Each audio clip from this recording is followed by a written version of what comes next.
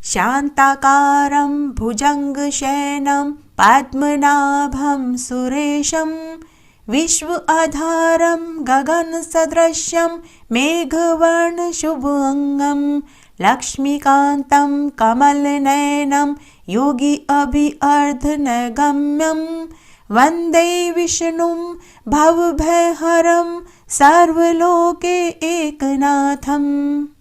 मंगलम भगवान विष्णु मंगलम गरुड़ ध्वज मंगलम पुंडरीकाक्ष मंगलाय तन्नो हरि। राधे राधे, जय श्री कृष्ण दोस्तों। आइए अब हम माघ मास की शुक्ल पक्ष की जया एकादशी की संपूर्ण व्रत कथा सुनते हैं। भगवान विष्णु और माता लक्ष्मी के श्री चरण कमलों का ध्यान करके आइए माघ मास की जया एकादशी की मुख्य कथा का श्रवण करते हैं। धर्मराज युधिष्ठिर बोले कि हे भगवान, आपने माघ मास के कृष्ण पक्ष की शर्तिला एकादशी का अत्यंत सुंदर वर्णन किया। अब कृपा करके माघ माह के शुक्ल पक्ष की एकादशी की कथा का वर्णन कीजिए। इस एकादशी का नाम और इसके व्रत की क्या विधि है तथा देवता कौन से हैं।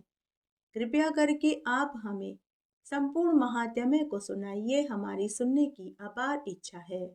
तब भगवान श्री कृष्ण बोले कि हे राजन, माघ माह के शुक्ल पक्ष की एकादशी का नाम जया एकादशी है।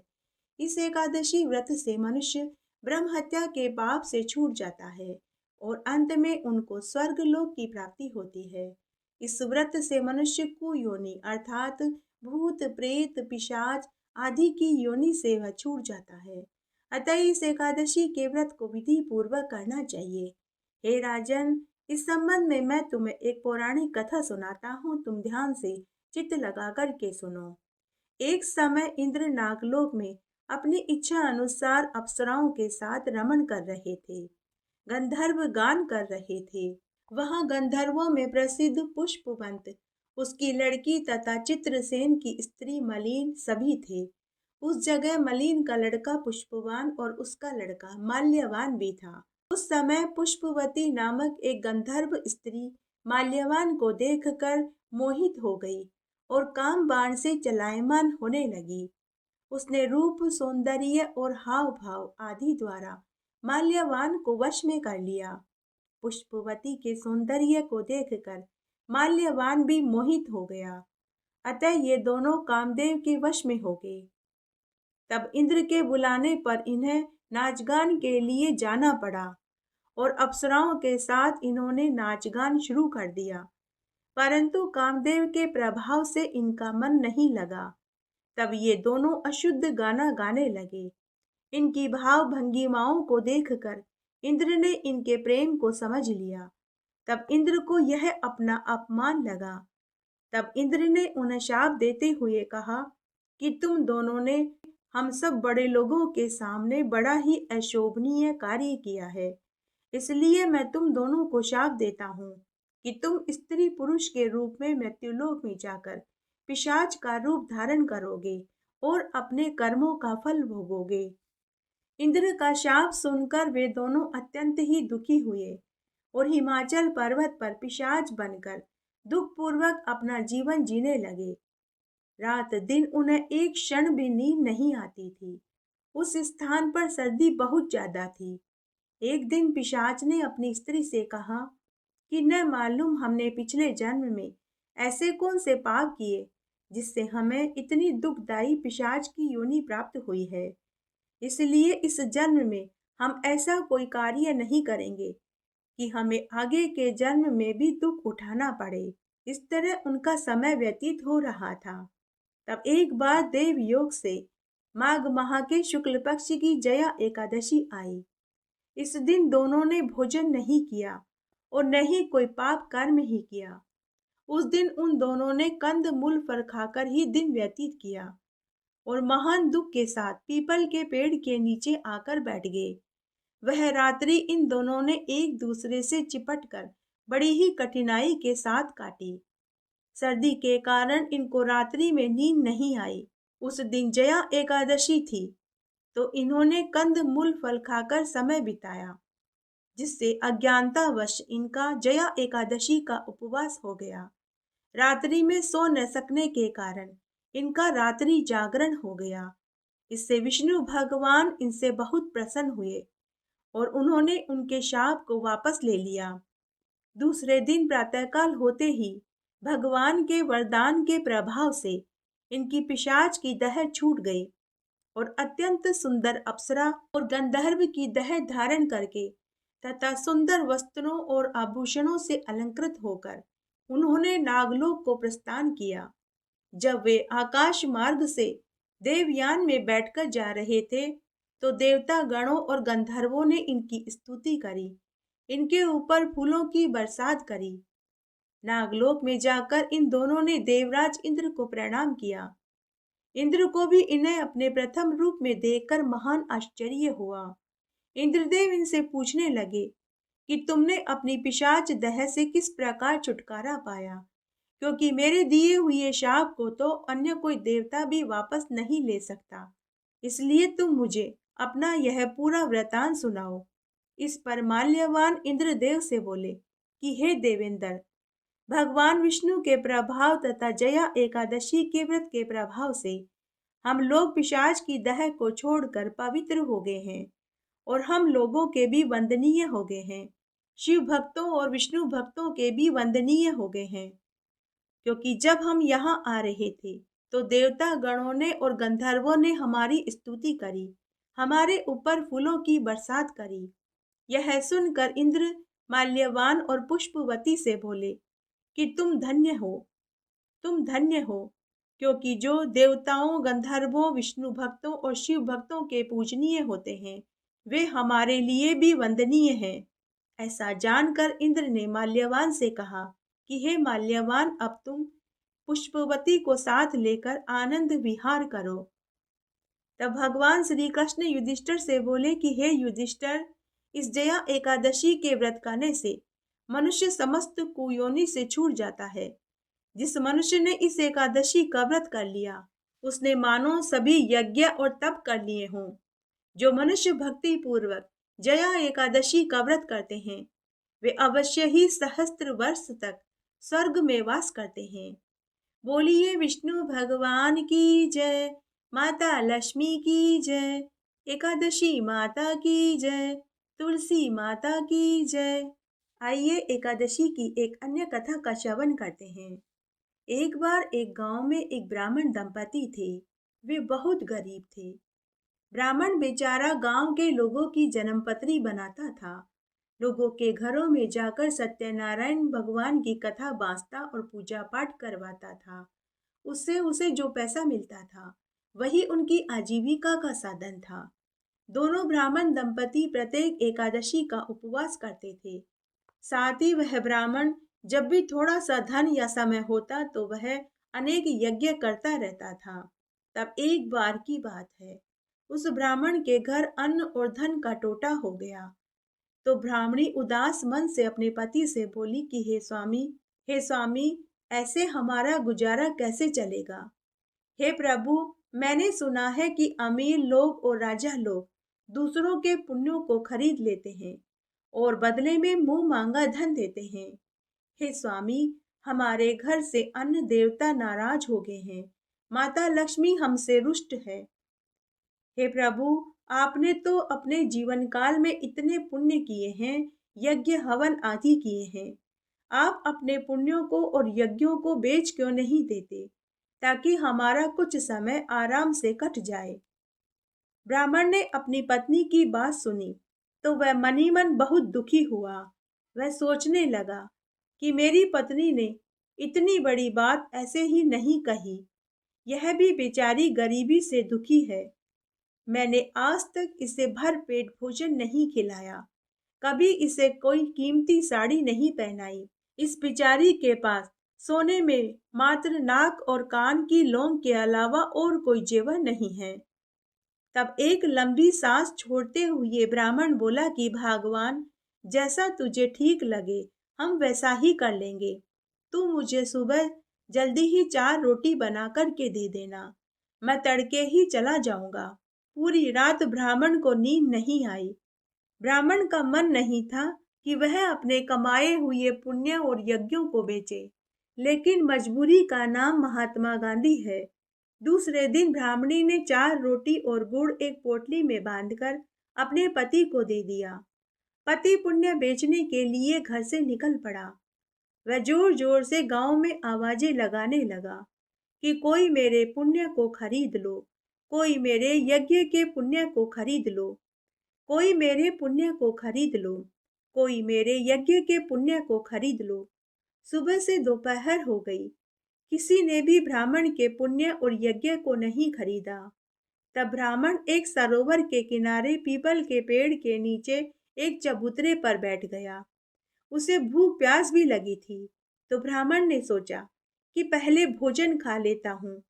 धूप भी बहुत तेज है, थोड़ी देर बाद पुनः कोशिश करूंगा। तब ब्राह्मण पोटली खोलकर रोटी खाने ही वाला था कि तभी वहां एक ब्याही काली कुतिया अपने 3-4 नवजात बच्चों के साथ आ गई और वह ब्राह्मण के पास जाकर पूंछ हिलाने लगी। उसे देखकर ब्राह्मण समझ गया कि यह ब्याही कुतिया है और भूखी है। तो ब्राह्मण ने अपनी 4 रोटियां और गुड़ उस कुतिया को खाने के लिए डाल दी। ब्राह्मण ने सोचा कि मैं तो शाम को घर जाकर रोटी खा लूंगा, परंतु इस बिचारी को यहाँ कौन खाने को देगा। उसके बाद ब्राह्मण सरोवर का पानी पीकर थोड़ी देर के लिए सुस्ताने के लिए लेट गया। उसके कुछ देर बाद ब्राह्मण पुनः नगरी में अपने यज्ञ के पुण्य को बेचने के लिए निकल गया। चलते चलते वह एक ऐसी नगरी में पहुंचा जहां अमीर लोग और राजा महाराजा रहते थे। वहां जाकर ब्राह्मण पुनः जोर जोर से आवाजें लगाने लगा कि कोई मेरे पुण्य को और यज्ञ को खरीद लो, कोई मेरे पुण्य को और यज्ञ को खरीद लो। ब्राह्मण की आवाज एक व्यापारी ने सुनी। व्यापारी की पत्नी बड़ी ही धर्मात्मा, सदाचारिणी और साध्वी महिला थी। दोनों ने ब्राह्मण को बुलाकर के पूछा कि आपने क्या क्या पुण्य अर्जित किया और कौन कौन से यज्ञ किए हैं। तब ब्राह्मण ने कहा कि मैंने कार्तिक, वैशाख, माघ मास और पुरुषोत्तम मास के स्नान किए हैं और व्रत किए हैं। प्रत्येक एकादशी के उपवास किए हैं, कई बार चांद्रायण व्रत रखे हैं तथा राजसूय यज्ञ और अश्वमेध यज्ञ किए हैं। आप इनमें से जो भी पुण्य और यज्ञ खरीदना चाहें आप खरीद सकते हैं। तभी व्यापारी की पत्नी ब्राह्मण से बोली कि हे ब्राह्मण देव, अभी आपने रास्ते में एक यज्ञ किया था, आपने उसका नाम क्यों नहीं लिया। तो ब्राह्मण ने कहा कि हे कल्याणी, मेरे पास तो धन ही नहीं कि मैं रास्ते में कोई यज्ञ करता।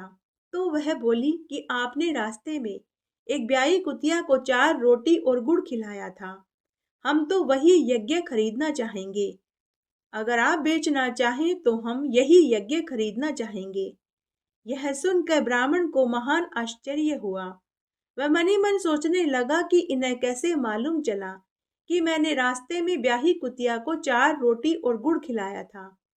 तो ब्राह्मण हाथ जोड़कर व्यापारी दंपति से पूछने लगा कि भला आपको कैसे पता चला। तो व्यापारी ब्राह्मण से बोला कि मेरी पत्नी को योग विद्या की जानकारी है, यह अपने योग से सब पता लगा लेती है। तब ब्राह्मण ने कहा कि हे कल्याणी, ठीक है, अगर आप उस पुण्य को खरीदना चाहती हैं तो वही खरीद लीजिए। तब व्यापारी दंपति बोले कि बताओ आप कितना धन लोगे। ब्राह्मण बोला कि जो आप देना चाहें मैं वही ले लूंगा। तब व्यापारी बोला कि ठीक है, तुम्हारी 4 रोटी और गुड़ के वजन के सोने के सिक्के तोल कर दे देंगे। ब्राह्मण राजी हो गया। तब नौकरों को कहकर तराजू मंगवाई गई।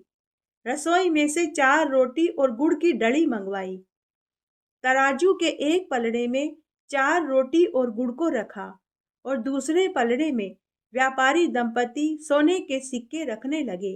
व्यापारी ने अपनी तिजोरी का सारा धन तराजू के पलड़े में रख दिया, लेकिन रोटी और गुड़ वाला पलड़ा हिला तक नहीं। यह देख सभी का माथा ठनका। तब ब्राह्मण सोचने लगा कि ब्याही कुतिया को 4 रोटी और गुड़ खिलाने का इतना पुण्य मिलता है कि धन से भरा पलड़ा हल्का हो गया। तब उसने निश्चय किया कि अब मैं यह पुण्य नहीं बेचूंगा। तब ब्राह्मण ने व्यापारी दंपति से कहा कि महाशय मुझे माफ कर दीजिए, मैं अपना पुण्य नहीं बेचूंगा। व्यापारी दंपति ने कहा कि जैसा तुम्हें ठीक लगे। उसके बाद ब्राह्मण बिना अपना पुण्य बेचे ही वापस अपने घर की ओर चल दिया। तब रास्ते में वही सरोवर आया। ब्राह्मण उसी सरोवर पर पहुंचा जहां उसने ब्याही कुतिया को रोटी और गुड़ खिलाया था। तब वह ब्राह्मण सोचने लगा कि जरूर वह कुतिया पूर्व जन्म में कोई पुण्य आत्मा रही होगी। तब जिस जगह वह कुतिया अपने बच्चों के साथ बैठी थी, ब्राह्मण ने उस स्थान की मिट्टी, कंकड़ और घास फूस अपनी पोटली में बांध लिया और घर आ गया। पत्नी ने पूछा कि हे स्वामी, क्या आपने पुण्य बेच दिया? क्या इस पोटली में धन भरा है? तो ब्राह्मण ने कहा कि भगवान, मैं बहुत थका हुआ हूँ, साथ ही मुझे बहुत भूख लगी है। मैं भोजन खाकर सोना चाहता हूँ। सारी बातें मैं तुम्हें कल बताऊंगा। इस तरह दोनों ब्राह्मण दंपति भोजन खाकर सो गए। दूसरे दिन ब्राह्मणी जल्दी उठ गई। तब वह सोचने लगी कि मेरे पति पोटली में क्या लाए होंगे, खोलकर देखना चाहिए। उसने खोलकर के देखा तो मिट्टी, कंकड़, घास फूस सोने चांदी के सिक्कों में बदले हुए मिले। इतने सारे सोने चांदी के सिक्के देखकर ब्राह्मणी बहुत खुश हुई। वह मन ही मन सोचने लगी कि मेरे पति ने जरूर पुण्य या यज्ञ बेचकर यह धन कमाया होगा। वह उसी समय अपने पति के पास आई और कहने लगी कि हे स्वामी, आपने बताया नहीं आपने कौन सा यज्ञ बेचा। आप तो इतने सारे सोने चांदी के सिक्के लेकर आए हो। हमारी गरीबी तो एक ही झटके में दूर हो गई। ब्राह्मण अपनी पत्नी से बोला कि भगवान, मैंने कोई पुण्य और यज्ञ नहीं बेचा। तुम यह धन कहाँ से लाई? ब्राह्मणी बोली कि स्वामी, यह धन तो मुझे आपकी पोटली में से मिला है। यह सुनकर ब्राह्मण भी हक्का बक्का रह गया। फिर उसने अपनी पत्नी को पूरी सच्चाई बताई कि मैंने ब्याही कुतिया को 4 रोटी और गुड़ खिलाया था। फिर व्यापारी के घर घटित घटना सुनाई। अब ब्राह्मण दंपति समझ चुके थे कि बड़े बड़े यज्ञ और पुण्य करने से भी अधिक पुण्य जरूरतमंद को अन्नदान करने से मिलता है। हे विष्णु भगवान, जैसे आपने एक ब्राह्मण दंपति की गरीबी दूर करी, वैसे सबकी करना। कहानी कहने वाले की, सुनने वाले की और हुक्कारा भरने वाले की। आइए एक और पौराणिक कथा का श्रवण करते हैं। एक दिन विश्वनाथ मंदिर के पुजारी ने एक सपना देखा। सपने में उसने देखा कि स्वयं भगवान विश्वनाथ मंदिर में उससे विद्वानों और धर्मात्मा लोगों को बुलाने की कह रहे हैं। अगली सुबह जब पुजारी सोकर उठा तो उसे अपने रात्रि के स्वप्न वाली बात याद आई। तब पुजारी ने पूरी नगरी में ये घोषणा करवा दी कि सभी विद्वान, साधु, संत और पुण्य आत्मा और दानी लोग विश्वनाथ मंदिर में दोपहर के समय एकत्रित हो जाएं। तब काशी के सभी विद्वान, साधु, संत और दूसरे पुण्य आत्मा लोग और दानी लोग विश्वनाथ मंदिर में आकर एकत्र हो गए। तब सबने विश्वनाथ मंदिर में भगवान शिवलिंग के दर्शन करे, पूजा करी। उसके बाद सभी लोग सभा मंडप में जाकर बैठ गए। उस दिन मंदिर में बहुत भीड़ थी। सबके आ जाने पर पुजारी ने सबसे पहले उनको अपना स्वप्न सुनाया। सब लोग हर हर महादेव और जय हो भोले बाबा की जयकारे लगाने लगे। तभी सबने देखा कि मंदिर में अचानक खूब प्रकाश हो गया। भगवान विश्वनाथ की मूर्ति के पास सोने से निर्मित एक पात्र रखा हुआ था, जिस पर बड़े बड़े रत्न जड़े हुए थे। उन रत्नों की चमक से पूरा मंदिर प्रकाशित हो रहा था। पुजारी ने वह रत्न जड़ित स्वर्ण पात्र उठा लिया। उस पर सुनहरे अक्षरों में लिखा हुआ था कि भगवान विश्वनाथ का यह उपहार सबसे बड़े दयालु और पुण्य आत्मा को मिलना चाहिए। विश्वनाथ मंदिर के पुजारी बड़े ही त्यागी और सच्चे भगवत भक्त थे। उन्होंने वह पात्र उठाकर सब लोगों को दिखाया और उच्च स्वर में कहा कि अब से प्रत्येक सोमवार के दिन यहाँ विद्वानों की सभा हुआ करेगी। जो सबसे बड़े पुण्य आत्मा, दयालु, अपने आप को साबित कर देगा, यह स्वर्ण का पात्र उसे ही दिया जाएगा।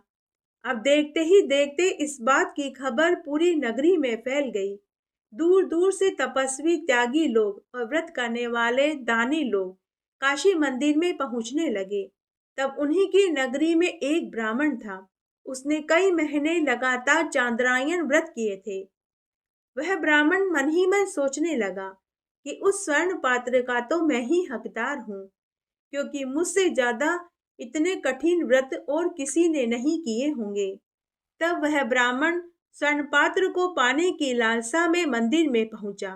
तब जैसे ही उसने स्वर्ण पात्र के हाथ लगाया तो उस ब्राह्मण के हाथ लगते ही वह स्वर्ण का पात्र मिट्टी में बदल गया और उसमें रखे हुए सोने चांदी के सिक्के कोयले में बदल गए। उसकी पूरी ज्योति नष्ट हो गई। तब शर्मिंदा होकर उस ब्राह्मण ने वह स्वर्ण पात्र पुनः पुजारी को लौटा दिया। पुजारी के हाथ में जाते ही स्वर्ण पात्र फिर से सोने का हो गया और वह चमकने लगा। अब उन्हीं की नगरी में एक सेठ जी थे। जब उन सेठ जी को पता चला कि स्वर्ण पात्र किसी पुण्य आत्मा को दिया जाएगा, तो वह सेठ जी मन ही मन सोचने लगा कि मैंने नगर में जगह जगह विद्यालय बनवाए हैं, अनाथ आश्रम और सेवा आश्रम खुलवाए हैं। मैं जगह जगह बड़ी बड़ी संस्थाओं को दान देता रहता हूँ। वह स्वर्ण पात्र पाने का अधिकारी तो मैं ही हूँ। यही सोचकर वह सेठ जी भी स्वर्ण पात्र लेने के लिए मंदिर में पहुंचे। लेकिन जैसे ही उन्होंने भी स्वर्ण पात्र को हाथ लगाया तो वह मिट्टी का हो गया। यह देखकर वह सेठ जी भी मन ही मन पछताने लगे। तब पुजारी ने सेठ जी से कहा कि हे सेठ जी महाराज, आज लगता है कि आप अपने पद, मान, मर्यादा और यश को पाने की लालसा के कारण ही दान करते आए हैं। इसीलिए यह स्वर्ण का पात्र आपके हाथ में आते ही मिट्टी का हो गया। नाम की इच्छा से करने वाला दान कभी भी सुफल नहीं होता। इस तरह बहुत से लोग मंदिर में स्वर्ण पात्र को पाने की लालसा से आए, परंतु उनके हाथ में स्वर्ण पात्र जाते ही वह मिट्टी का हो जाता था। इस तरह कई महीने बीत गए। बहुत से लोग स्वर्ण पात्र पाने की लालसा में मंदिर में आते, लेकिन वे खाली हाथ ही पुनः लौट जाते। तब एक दिन की बात है, एक वृद्ध किसान भगवान विश्वनाथ के दर्शन करने के लिए काशी नगरी में आया। उस किसान के कपड़े फटे हुए थे, चप्पल टूटी हुई थी और बाल बिखरे हुए थे। वह केवल भगवान शिव के दर्शन करने के लिए आया था। स्वर्ण पात्र प्राप्त करने की उसकी कोई इच्छा नहीं थी। उसके पास पोटली में थोड़ा सा सत्तू और एक फटा हुआ कंबल था। मंदिर के पास लोग गरीबों को कपड़े, पूड़ी, मिठाइयां बांट रहे थे, किंतु मंदिर से कुछ दूरी पर एक कोढ़ी पुरुष भूमि पर लेटा दर्द से करहा रहा था। उससे उठा भी नहीं जा रहा था। उसके पूरे शरीर पर घाव हो रहे थे, जिन पर मक्खियां भिनभिना रही थी। वह भूख और प्यास से तड़प रहा था। मदद की आस में हाथ फैलाकर बैठा था, परंतु किसी ने भी उसकी मदद नहीं करी। सभी लोग उसे हीन भावना से देख रहे थे। किसी ने भी उसकी मदद नहीं करी। जब बूढ़े किसान ने उस कोढ़ी को देखा तो उसे उसके ऊपर दया आ गई। उसने अपना सत्तू उसे खाने को दे दिया, साथ ही अपना फटा हुआ कंबल भी कोढ़ी को उड़ा दिया। उसके बाद उस वृद्ध किसान ने गंगा जी में स्नान किया और भगवान महादेव के दर्शन करने के लिए मंदिर में आया। मंदिर के पुजारी ने अब यह नियम बना लिया था कि सोमवार के दिन जितने भी यात्री दर्शन करने आते थे, उन सब के हाथ में वह स्वर्ण पात्र रख देता था। तब बूढ़ा किसान जब विश्वनाथ मंदिर के दर्शन करके जाने लगा तो पुजारी ने उसके हाथ में भी स्वर्ण का पात्र थमा दिया। स्वर्ण पात्र किसान के हाथ में आते ही एक महान आश्चर्य हुआ। स्वर्ण पात्र जड़े रत्नों की चमक कई गुना बढ़ गई। पूरा मंदिर उस समय उसके प्रकाश से अलौकिक हो गया। यह देखकर सभी लोग उस बूढ़े किसान की प्रशंसा करने लगे। पुजारी ने उस बूढ़े किसान से कहा कि भगवान विश्वनाथ ने यह स्वर्ण का पात्र तुम्हारे लिए ही भेजा है। तुम भगवान के सच्चे भक्त हो। जो व्यक्ति बिना लोभ और लालच के दीन दुखियों की मदद करता है, जो बिना किसी स्वार्थ के दान करता है, जो हमेशा शुभ कर्म में लगा रहता है, कभी किसी के दिल को नहीं दुखाता, वही सबसे बड़ा पुण्य आत्मा है।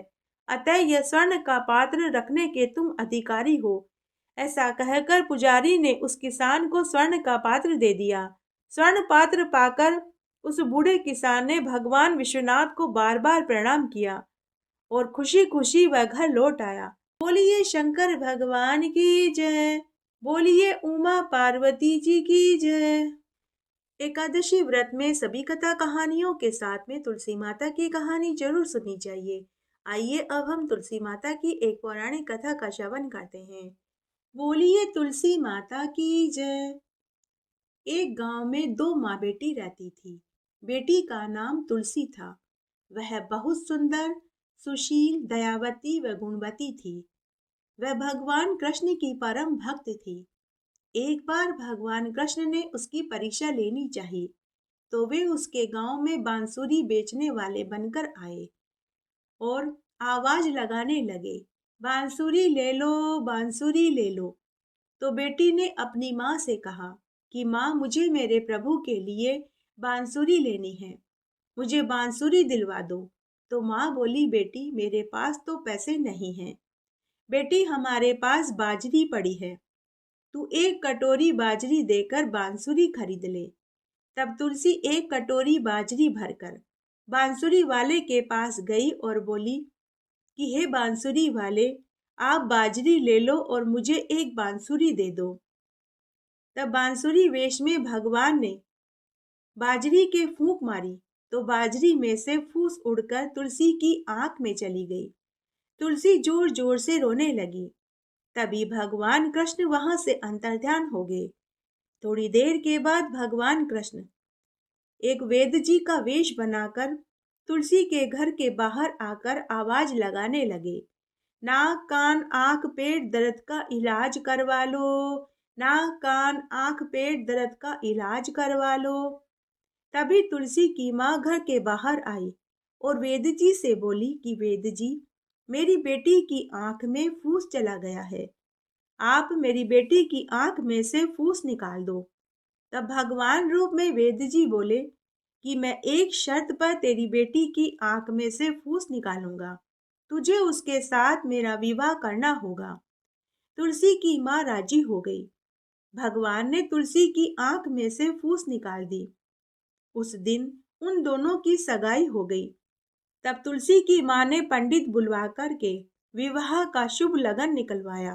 तो कार्तिक शुक्ल 11 के दिन विवाह निश्चित किया गया। तब तुलसी की माँ सोचने लगी कि बेटी के विवाह के लिए कपड़े, गहने, बर्तन ले आऊं, क्योंकि मैंने तो अपनी बेटी के विवाह की कोई तैयारी ही नहीं करी है। बैकुंठ में हल्ला मच गया कि भगवान का ब्याह मंड गया है।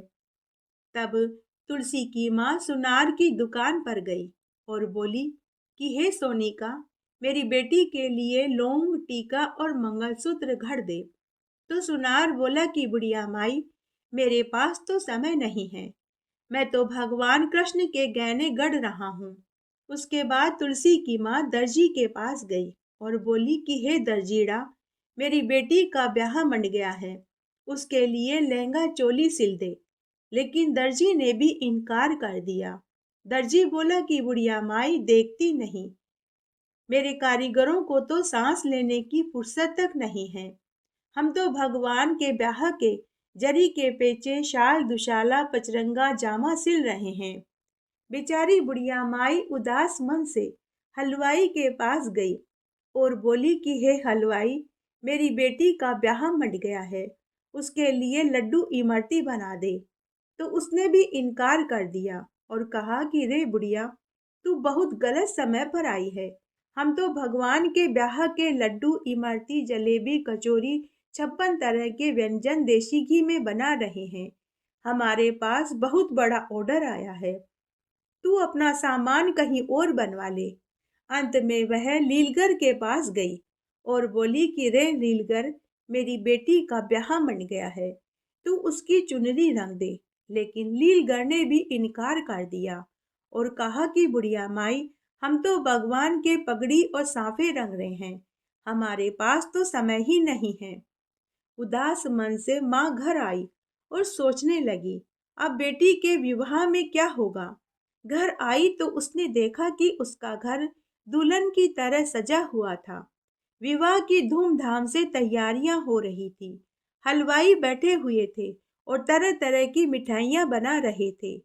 तुलसी ने भी खूब सोने चांदी के गहने गांठे पहन रखे थे कि तभी भगवान कृष्ण बारात लेकर पहुंच गए।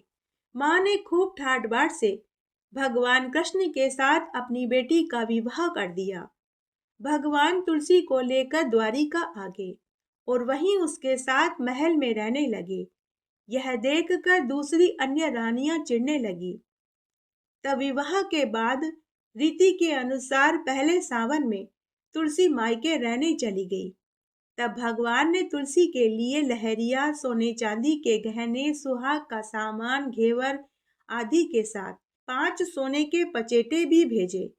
तो उन्होंने 2 हंसों को बुलाकर के कहा कि हे हंसों, यह सामान की पोटली तुलसी के मायके में उसे दे आओ। लेकिन एक बात का ध्यान रखना, यह पोटली तुलसी को ही देना, अन्य किसी के हाथ नहीं लगनी चाहिए। तब राधा, रुक्मण और सत्यभामा आदि अन्य रानियों को पता चला कि हमारे प्रभु तुलसी के लिए सामान उसके मायके भिजवा रहे हैं। तो उन्होंने दासी भेजकर उन दोनों हंसों को अपने महल में बुलाया और कहा कि अरे हंसों, इतनी लंबी दूरी की यात्रा करोगे, थोड़े सच्चे मोती चुग लो, शीतल ठंडा पानी पी लो, फिर चले जाना। हंसों की जोड़ी बड़ी ही भोली भाली थी। वे मोती चुगने लग गए। इस बीच उन रानियों ने पोटली में से सारा सामान निकाल लिया और उसमें फटी पुरानी साड़ी और 5 कांटे रख दिए। उसके बाद हंस सामान की पोटली लेकर तुलसी को दे आए। तुलसी सामान की पोटली देखकर बहुत खुश हुई। उसने खुशी खुशी पोटली खोली तो उसकी उंगलियों में कांटे चुभ गए, जिससे उसको बहुत पीड़ा हुई। जब सावन मास खत्म हुआ तो भगवान तुलसी को लेने उसके मायके गए, तो तुलसी उनसे दूर दूर ही रही। तब तुलसी की माँ ने भगवान से कहा कि जवाई जी, आप 2-4 दिन हमारे साथ ही रहिए, हमें मेहमान नवाजी का अवसर दीजिए। उसके बाद शुभ मुहूर्त निकलवा देंगे, तब आप तुलसी को ले जाना। इस तरह भगवान वहीं रुक गए। शाम को भोजन परोसते समय भी तुलसी भगवान से नहीं बोली। तब भगवान को शक हुआ कि कोई बात तो जरूर है, तुलसी इतनी नाराज क्यों है, बोल क्यों नहीं रही। तुलसी सुबह शाम भगवान को भोजन कराते समय भगवान के पास बैठी रहती, लेकिन न तो वह उनसे बोलती और न ही उनकी तरफ देखती थी। तुलसी भगवान को भोजन में मक्खन दही जरूर परोसती थी। तब एक दिन भगवान ने एक योजना बनाई। भगवान बिल्ली बनकर तुलसी के घर का सारा माखन और दही चट कर गए। जब तुलसी को पता चला तो वह सोचने लगी कि आज मैं अपने प्रभु को भोजन के साथ दही और मक्खन कहाँ से दूंगी। कि तभी भगवान कृष्ण ने गुजरी का वेश बनाया और तुलसी के घर के पास आवाज लगाने लगे, दही दूध मक्खन ले लो, दही दूध मक्खन ले लो। तुलसी ने सुना तो वह बोली कि अरे सहेली, मुझे भी दही मक्खन दे दो। गुजरी रूप में भगवान तुलसी से बोले कि हे सहेली, तुम उदास दिखाई दे रही हो, हमने सुना है कि तुम भगवान से भी नाराज हो। तो तुलसी ने कहा कि तुम्हें क्या मतलब है, अपना दही मक्खन दो और पैसे लो और यहाँ से जाओ।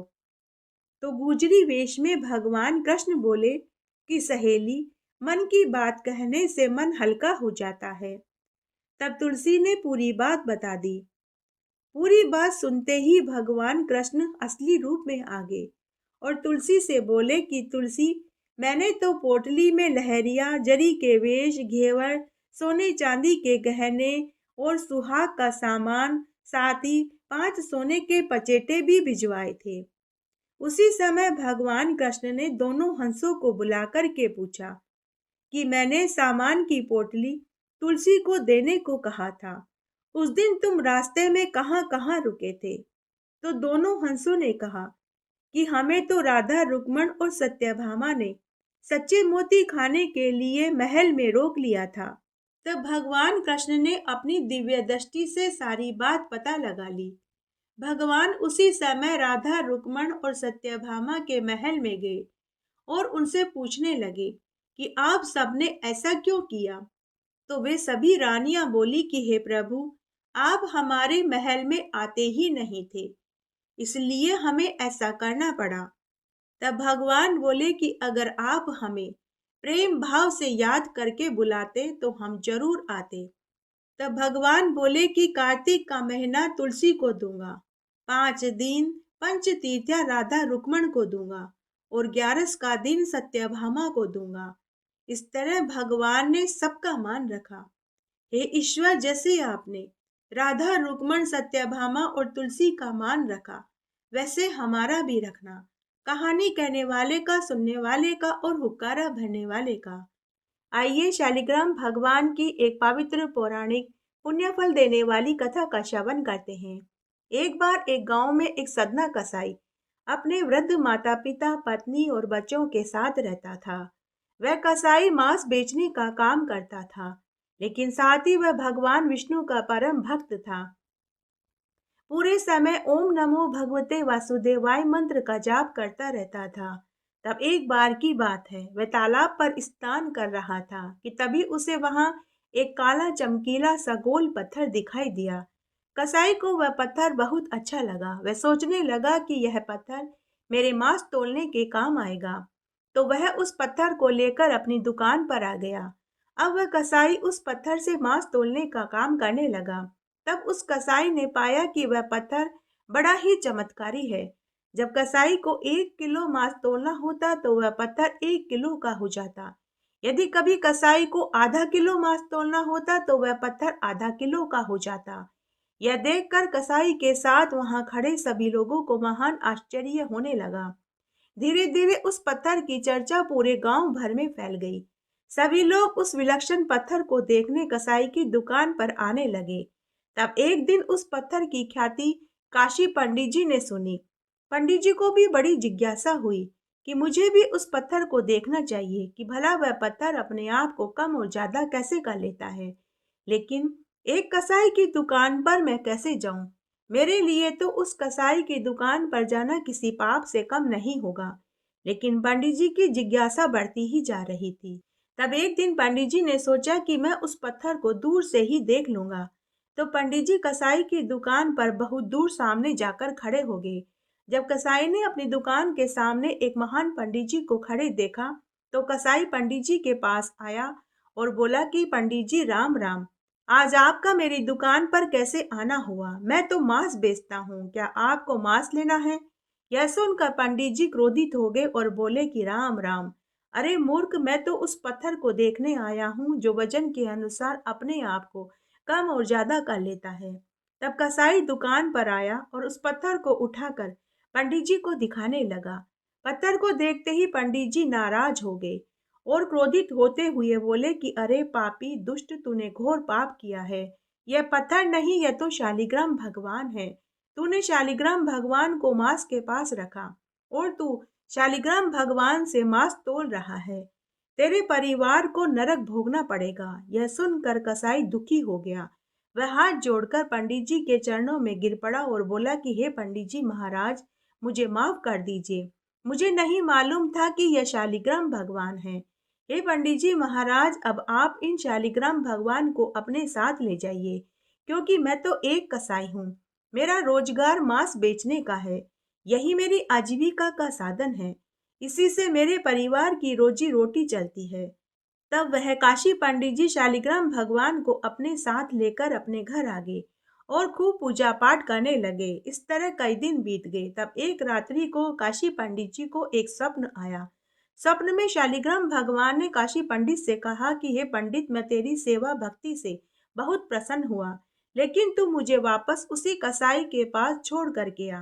पंडित जी स्वप्न में ही बोले कि हे ईश्वर, लेकिन वह तो एक कसाई है और मांस बेचने का काम करता है। भला आपको उस अपवित्र स्थान पर मैं कैसे छोड़कर आ सकता हूँ? तो शालिग्राम भगवान स्वप्न में ही पंडित जी से बोले कि हे पंडित, माना कि वह कसाई है, मांस बेचने का काम करता है, लेकिन वह मेरा परम भक्त है। मैं उसका उद्धार करना चाहता हूँ, इसलिए तुम कल ही मुझे उसके पास छोड़ कर आना। स्वप्न में ही काशी पंडित ने कहा कि हे प्रभु, जैसी आपकी इच्छा। दूसरे दिन काशी पंडित जी सोकर उठे तो उन्हें रात्रि के स्वप्न वाली बात याद आई। वे उसी समय शालिग्राम भगवान को लेकर कसाई की दुकान पर पहुंचे और कसाई को स्वप्न वाली पूरी बात बताई। उसी समय उस कसाई ने मन में निश्चय कर लिया कि आज से मैं मांस नहीं बेचूंगा, बल्कि रुई बेचने का काम करूंगा, चाहे इससे मुझे और मेरे परिवार को भूखा ही क्यों न रहना पड़े। उसके बाद वह कसाई रुई ढूंढने और रजाई गद्दे और तकिया बनाने का काम करने लगा। अब वह रोज पूरे भक्ति भाव से शालिग्राम भगवान की पूजा करने लगा। शालिग्राम भगवान ने उसके अब तक के किए हुए जीव हत्या जैसे घिनौने पाप को धो दिया। हे शालिग्राम भगवान, जैसे ही आप कसाई की सेवा पूजा से प्रसन्न हुए, वैसे सबसे होना। आरती उतारो मारा पुरुषोत्तम भगवान की। आरती उतारो मारा पुरुषोत्तम भगवान की। ठाकुर जी की सेवा में राम नाम बोलती। ठाकुर जी की सेवा में राम नाम बोलती। गाय की सेवा में मारे गोबर पानी बाड़ा में। गाय की सेवा में मारे गोबर पानी बाड़ा में। आरती उतारू मारा पुरुषोत्तम भगवान की। आरती उतारू मारा पुरुषोत्तम भगवान की। ठाकुर जी की सेवा में गंगा जल जारी में। ठाकुर जी की सेवा में गंगा जल जारी में। गाय की सेवा में मारे दूध भर्यो चरी में। गाय की सेवा में मारे दूध भर्यो चरी में। आरती उतारू मारा पुरुषोत्तम भगवान की। आरती उतारू मारा पुरुषोत्तम भगवान की। ठाकुर जी की सेवा में तिलक धर्यो चमचा में। ठाकुर जी की सेवा में तिलक धर्यो चमचा में। गाय की सेवा में मारे घी धर्यो घड़ला में। गाय की सेवा में मारे घी धर्यो घड़ला में। आरती उतारू मारा पुरुषोत्तम भगवान की। आरती उतारू मारा पुरुषोत्तम भगवान की। ठाकुर जी की सेवा में माखन मिश्री दोना में।